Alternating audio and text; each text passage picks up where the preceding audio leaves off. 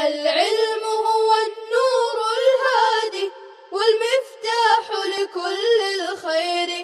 من يرد الله به خيرا. بسم الله الرحمن الرحيم. الحمد لله رب العالمين. الحمد لله حمدا كثيرا طيبا مباركا فيه.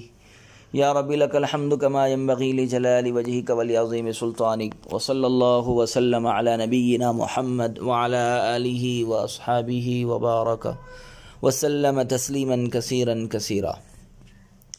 بسم الله الرحمن الرحيم.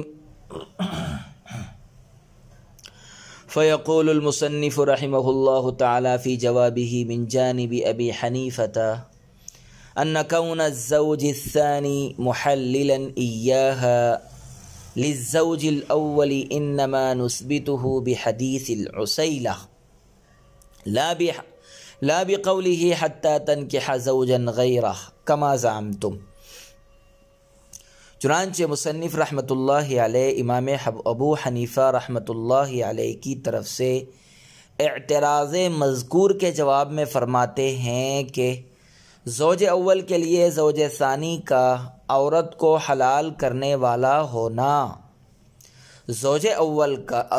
اول کے لیے زوج ثانی کا عورت کو حلال کرنے والا ہونا، ہم اس کو حدیث عسیلہ سے ثابت کرتے ہیں، نہ کہ اللہ تعالیٰ کے فرمان حتیٰ تنکح زوجن غیرہ سے، جیسا کہ تم نے گمان کیا ہے۔ وَبَيَانُهُ أَنَّ امْرَأَةَ رِفَاعَةَ جاءت إلى رسول الله صلى الله عليه وسلم فقالت إن رفاعة طلقني ثلاثا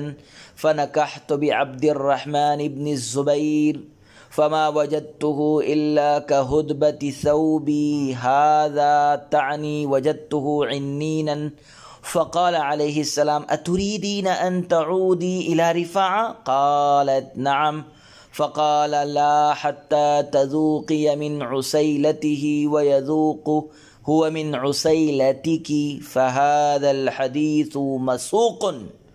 لبيان أنه يشترط وطئ الزوج الثاني أيضا ولا يكفي مجرد النكاح كما يفهم من ظاهر الآية. وهذا حديث مشهور قبله الشافعي رحمه الله تعالى أيضا لأجل اشتراط الوطئ والزيادة بمثله على الكتاب جائز بالاتفاق. اس کی تفصیل یہ ہے کہ ایک دفعہ رفاعہ قرظی کی بیوی رسول کریم صلی اللہ علیہ وسلم کی خدمت میں حاضر ہوئی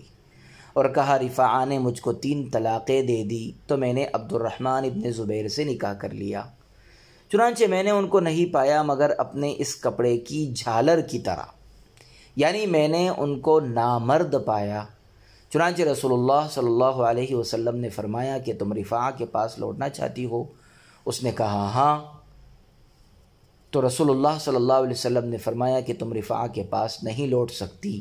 یہاں تک کہ تم عبد الرحمن کے شہد کا مزہ نہ چکھ لو اور وہ تیرے شہد کا مزہ نہ چکھ لے۔ چنانچہ یہ حدیث اس بات کو بیان کرنے کے لیے لائی گئی ہے کہ دوسرے شوہر سے وطی کرنا بھی شرط ہے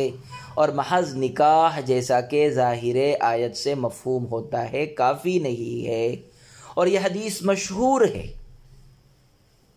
وطی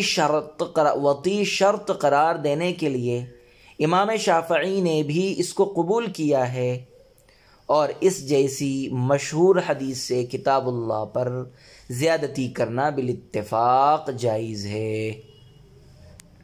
وهذا الحديث كما أنه يدل على اشتراط الوطء بعبارة النص فكذا يدل على محللية الزوج الثاني بإشارة النص، وذلك لأنه عليه السلام قال لها أتريدين أن تعودي إلى رفاعة ولم يقل أتريدين أن تنتهي حرمتك، والعود هو الرجوع إلى الحالة الأولى، وفي الحالة الأولى كان الحل ثابتا لها، فإذا عادت الحالة الأولى عاد الحل وتجدد باستقلاله وإذا ثبت بهذا النص الحل فيما عدا ما فيه الحل وهو الطلقات الثلاث مطلقا ففيما كان الحل ناقصا وهو ما دون الثلاث أولى أن يكون الزوج الثاني متمما للحل الناقص بطريق الأكمل. اور یہ حدیث عبارت النص سے جس طرح وطی کے شرط ہونے پر دلالت کرتی ہے، اسی طرح اشارت النص سے زوج ثانی کے محلل ہونے پر بھی دلالت کرتی ہے، اور یہ اس لیے کہ حضور صلی اللہ علیہ وسلم نے اس عورت سے فرمایا تھا کہ کیا تم رفاع کے پاس لوٹنا چاہتی ہو، اور یہ نہیں فرمایا کہ کیا تم چاہتی ہو کہ تمہاری حرمت ختم ہو جائے. عود کہتے ہیں پہلی حالت کی طرف لوٹنا، اور پہلی حالت میں اس عورت کے لیے حلت ثابت تھی، بس جب پہلی حالت کی طرف لوٹیں گی تو حلت بھی لوٹیں گی اور مستقل ایک جدید حلت پیدا ہوگی. اور جب اس نص سے اس صورت میں حلت ثابت ہو گئی جس میں حلت معدوم ہے، اور جب اس نص سے اس صورت میں حلت ثابت ہو گئی جس میں حلت معدوم ہے، اور وہ 3 طلاقوں کی صورت ہے، تو اس صورت میں جس میں حلت ناقص ہے اور وہ 3 سے کم والی صورت ہے، بدرجہ اولا زوج ثانی مکمل طریقے پر حلت ناقصہ کو پورا کرنے والا ہوگا. عزیز طلبہ کرام،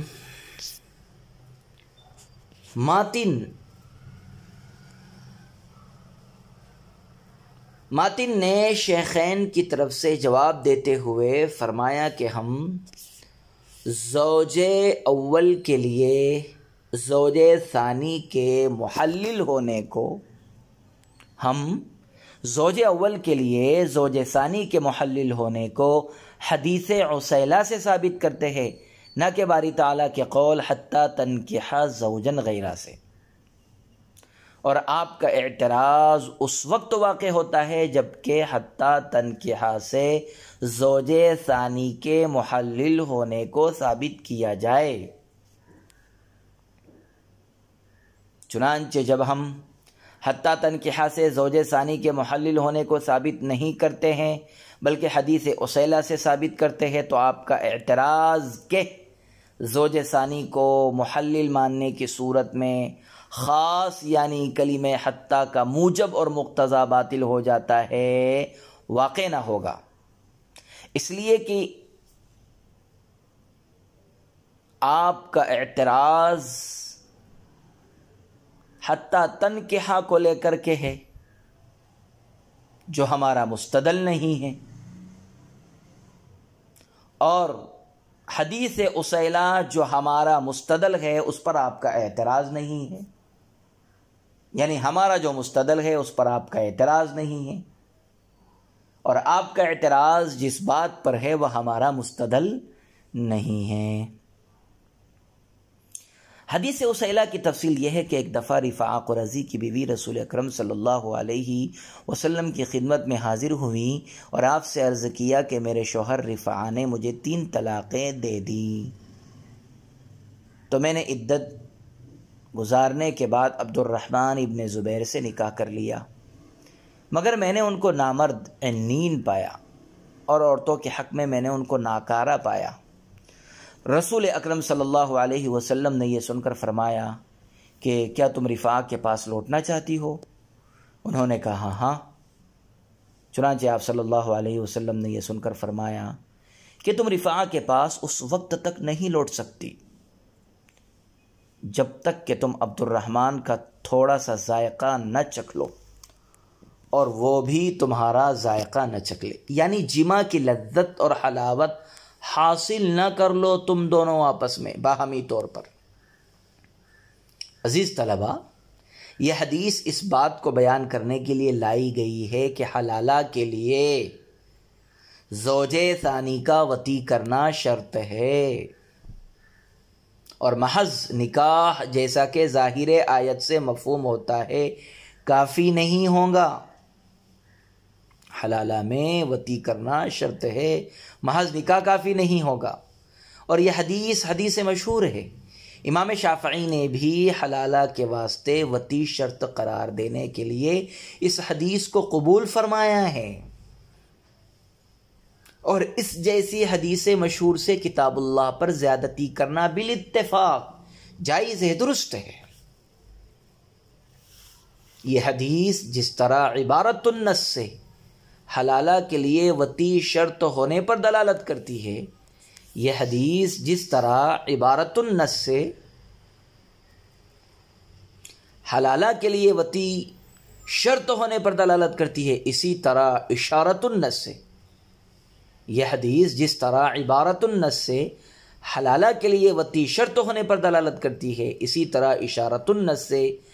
زوج ثانی کے محلل ہونے پر بھی دلالت کرتی ہے۔ اسی طرح اشارت النص سے زوج ثانی کے محلل ہونے پر بھی دلالت کرتی ہے، اس طور پر کہ رسول خدا صلی اللہ علیہ وسلم نے اس خاتون سے فرمایا تھا اتریدین ان تعودی الی رفاعہ، کیا تم رفاعہ کے پاس لوٹنا چاہتی ہو؟ اور آپ نے یہ نہیں فرمایا اتریدین ان تنتہی حرمتکی، کیا تم چاہتی ہو کہ تمہاری حرمت ختم ہو جائے؟ یہ نہیں فرمایا، اتریدین ان تعودی الی رفاعہ فرمایا۔ بہرحال اللہ کے رسول صلی اللہ علیہ وسلم نے اتریدین ان تعودی کا لفظ فرمایا ہے، اور تعودی عود سے ماخوذ ہے، اور عود کہتے ہیں پہلی حالت کی طرف لوٹنے کو، اور پہلی حالت میں یعنی رفاعہ کے پاس رہتے ہوئے اس عورت کے لیے علت ثابت تھی۔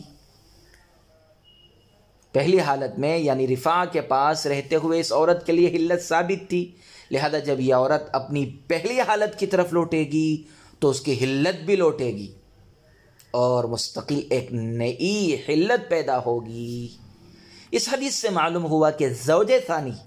مطلقہ مغلظہ کو زوج اول کے لیے مستقلاً حلال کر دیتا ہے۔ اس حدیث سے معلوم ہوا کہ زوج ثانی مطلقہ مغلظہ کو زوج اول کے لیے مستقلاً حلال کر دیتا ہے، اور زوج ثانی زوج اول کے لیے محلل ہے، محلل بحلت جدیدہ ہے۔ اور جب اس حدیث کے ذریعے اس صورت میں حلت ثابت ہو گئی جس صورت میں حلت بالکل معدوم تھی، جب اس حدیث کے ذریعے اس صورت میں حلت ثابت ہو گئی جس صورت میں حلت بالکل معدوم تھی، یعنی 3 طلاق دینے کی صورت میں، یعنی زوج اول کے 3 طلاقیں دینے کی صورت میں، تو جس صورت میں حلت بالکل معدوم نہیں ہوئی ہے بلکہ حلت ناقص ہے، یعنی زوج اول کے 3 سے کم طلاق دینے کی صورت میں، تو اس صورت میں زوج ثانی بدرجہ اولا اس ناقص حلت کو پورا کر دے گا، کیونکہ معدوم کو موجود کرنے کی بنسبت کسی ناقص چیز کو مکمل کرنا آسان ہے۔ پس ثابت ہوا کہ جس طرح زوج اول کے اپنی بیوی کو 3 طلاق دینے کی صورت میں زوج ثانی زوج اول کے لیے محلل بحلت جدیدہ ہوتا ہے، یعنی زوج اول کے لیے اثر نو 3 طلاقوں کا حق ثابت کر دیتا ہے، اسی طرح زوج اول کے 3 سے کم طلاق دینے کی صورت میں بھی زوج ثانی زوج اول کے لیے محلل بحلت جدیدہ ہوگا، یعنی زوج اول کے لیے از سر نو 3 طلاقوں کا حق ثابت کر دے گا۔ وصلی اللہ وسلم علی نبینا محمد وعلی آلہ واصحابہ وبارک وسلم تسلیما کثیرا کثیرا۔ السلام علیکم ورحمۃ اللہ وبرکاتہ۔ السلام عليكم، لا تنسوا الاعجاب بالفيديو والاشتراك في القناة تشجيعا لنا لنستمر بنشر المزيد إن شاء الله.